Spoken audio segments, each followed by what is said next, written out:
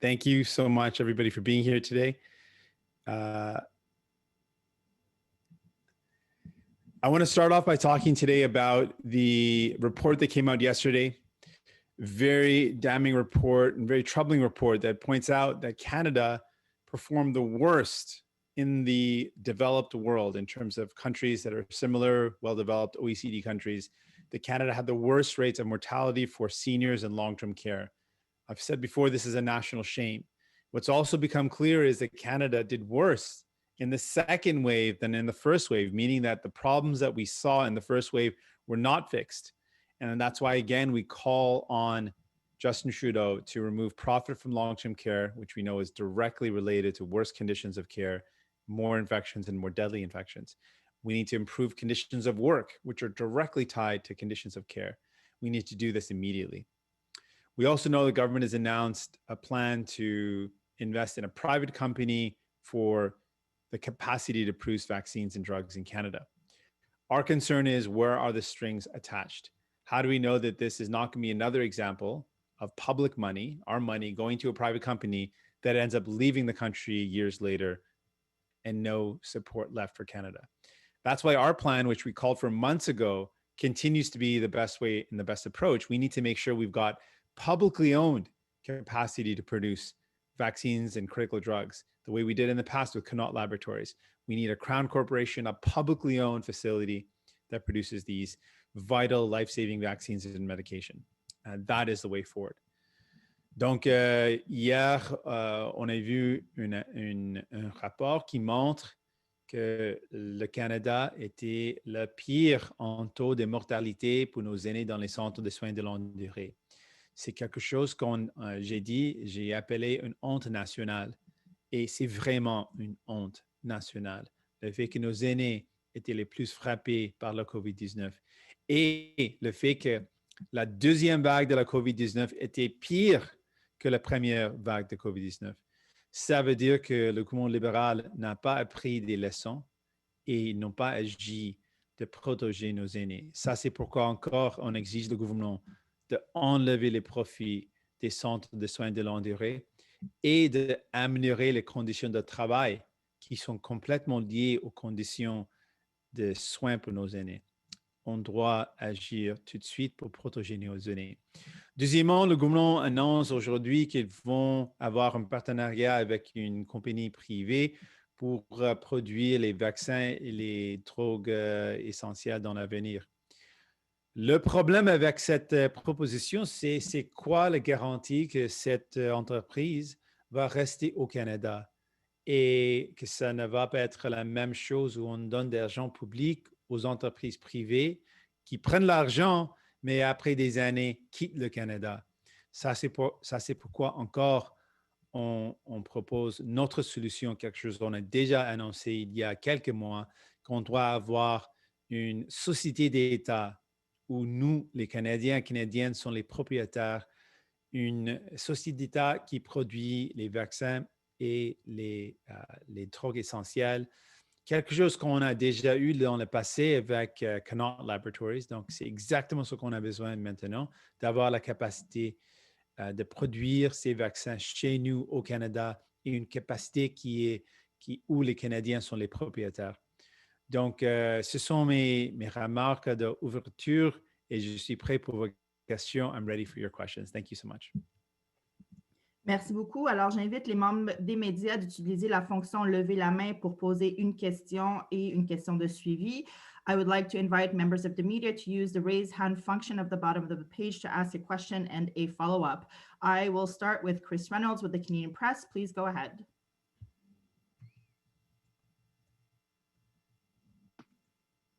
Hi, Mr. Singh. Hey there, Chris. Good to see you, sir. You too. Yeah, so you are fresh off of your tour through Quebec and Montreal. One thing I'm wondering just how essential winning some seats would be in a potential election this year in Montreal and the broader area is to the NDP's overall plan. Like, is this an essential, a key path forward to even greater electoral success? We certainly want to be able to represent Canadians across this country. We want to have a strong presence in Quebec.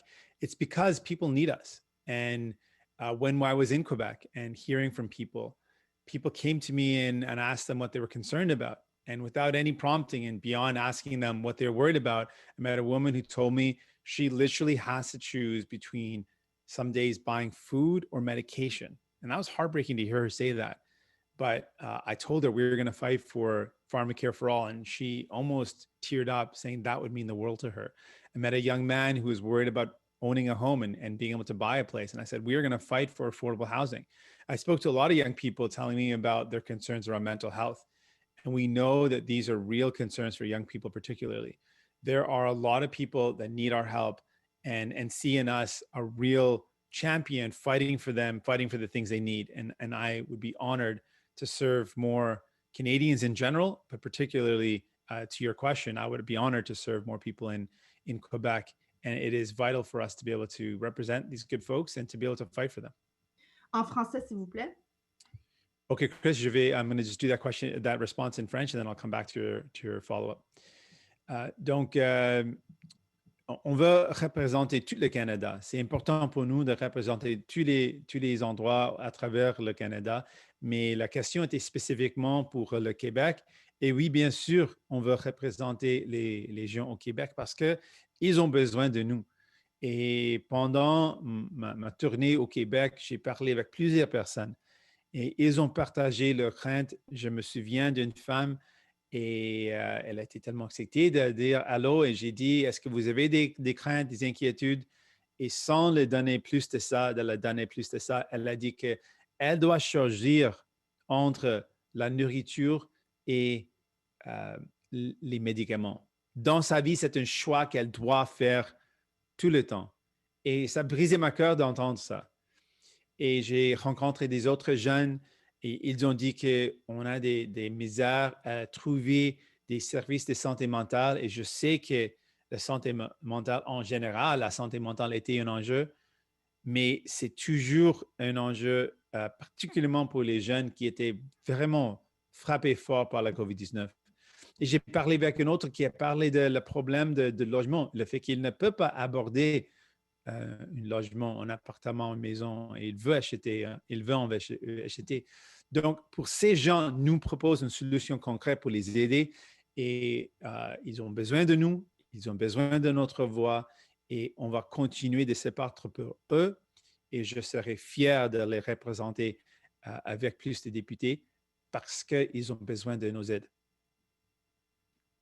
Some opposition parties at the provincial and federal level recently have been hammering on hot button issues, sensitive issues that might be described as cultural touch points or issues of identity, and even blowing some cultural dog whistles. I'm wondering if this is also a concern for you in the lead up to a potential election this year in the wake of discussions about protection of the French language, in the wake of discussions of even of ethnic identity.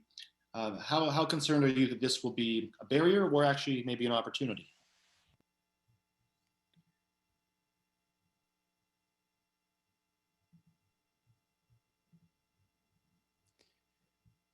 Sorry, just a moment here. I'm just having a minor technical problem. No problem.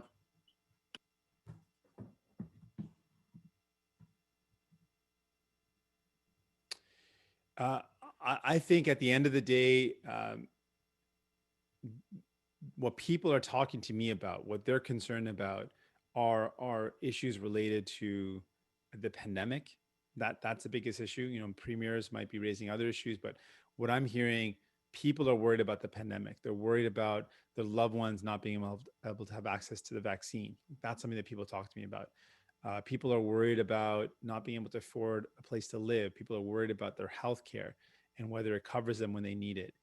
These are things that people are talking to me about, and these are exactly what we are going to fight for. So for the things that matter most to people, making sure their loved ones are cared for, have the medication they need, have the mental health supports and the dental care, frankly, that people need access to, affording a home, and making sure the burden doesn't fall on people, but instead on the ultra rich to pay their fair share. These are things that speak directly to what people are going through. So I'm going to continue to listen to what people are worried about and champion the things that matter to them.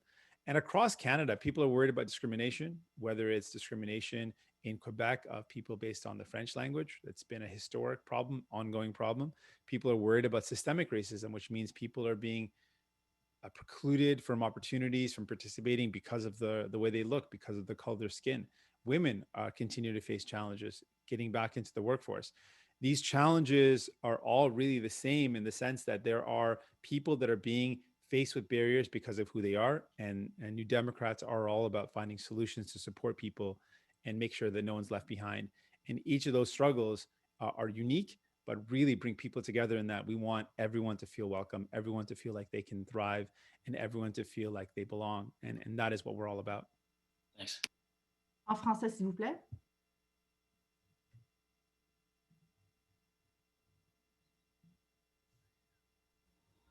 En français, s'il vous plaît, Jagmeet, est-ce que tu m'entends? Oh oui, maintenant je peux. Donc, quand je parle avec les gens, ce qu'ils soulèvent comme enjeu, c'est le fait qu'ils ont des peurs par rapport à la pandémie et ils veulent avoir plus des vaccins. Ils veulent voir la vaccination fonctionne. Et c'est exactement la même crainte qu'on a aussi. Donc, on va continuer de pousser pour vacciner toute la population aussitôt que possible, aussi rapide possible. Donc, ça, c'est quelque chose qui les gens soulèvent comme concern. Aussi, les gens parlent de le problème de logement et comment c'est difficile d'aborder le logement. On a une solution pour ça. Les gens parlent de santé en général, les soins de santé et comment c'est important d'avoir accès aux soins de santé. Encore, c'est nous, les néo-démocrates, qui proposent des solutions concernant comment on peut améliorer l'accès aux services de soins de santé. Donc, pour les enjeux qui touchent les gens, c'est nous, les néo-démocrates, qui proposent les solutions. Et aussi, les gens ont peur que peut-être toute la pression de comment on paye la facture pour la relance tombe sur leurs épaules. On a proposé, on est le seul parti, les néo-démocrates, qui propose que les autres riches doivent payer le juste part au lieu de mettre la pression sur monsieur, madame, tout le monde. Et finalement, concernant l'enjeu de discrimination, je crois que c'est un enjeu qui unit toute la population parce qu'il y a plusieurs personnes qui font face à la discrimination. On a la discrimination basée sur la langue qui existe et qui présente un problème. Et c'est un problème historique et un problème qui continue. Donc, nous, les néo-démocrates, veulent faire face à cet enjeu en assurant que tout le monde peut avoir accès aux services dans leur langue et en défendant les langues minoritaires. C'est essentiel. Aussi, on sait qu'il y a des impacts dans la société basés sur la race. Le racisme systémique, c'est encore une autre forme de discrimination qui crée des barrières pour quelqu'un seulement à cause de la couleur de la peau. Donc, les néo-démocrates veulent bâtir une société où personne n'est laissé à côté. Et c'est exactement pourquoi vous pouvez trouver en nous des alliés pour bâtir une société où personne n'est laissé pour compte et on s'assure que tout le monde est bienvenu pour que tout le monde puisse participer dans la société. On a une meilleure société où tout le monde est bienvenu et tout le monde peut participer. Et c'est exactement ce qu'on veut bâtir. Merci beaucoup. So I have a question from Mary Brooke from Island Social Trends. She sent it through the chat line. So I will read it. Yesterday, NBC, the agriculture minister, said that food security in the province depends on about 11,000 temporary foreign workers to work in food, fish, and farm. She said these are jobs open to young people. How can the younger generation be incentivized into other job sectors after this pandemic? I appreciate the question. Food security is very vital, so I appreciate the question. We need to always be looking at policies that help us ensure that we've got the capacity to feed our own nation, that we can feed ourselves with the resources that we have here in Canada. So that question really speaks to me, speaks to the fact that we've got to have better policies in place to support farming and to make sure farming is a viable and a successful opportunity for someone in terms of a career. But the question specifically around encouraging young people, I think this is very vital in our recovery. We have to acknowledge that a recovery is not strong if it leaves people behind, and particularly if it leaves those behind who are hardest hit by the pandemic. So while there's some positive job numbers or positive forecasting coming out, not job numbers, but forecasting, I'm worried that the forecasting just means return to economy as usual, where women aren't supported who've been hard hit, young people aren't supported who've been hard hit. So with young people, we need to have a clear approach that specifically incentivizes and supports young people to get back into the workforce. And if it happens to be also in food security and food production, then we need to make sure that there's a clear path of incentivizing and supporting and encouraging this work and encouraging young people to take part in it. I think policies determine outcomes. And if we have the right policies in place that acknowledge the importance of food security and making sure young people are a part of the recovery, we can achieve the goal of getting young people involved again. Thank you very much. I would like to remind members of the media, if you have a question, you can use the raise hand function at the bottom of the page. J'aimerais ça rappeler les membres des médias. Si vous avez une question, veuillez s'il vous plaît utiliser la fonction lever la main au bas de la page.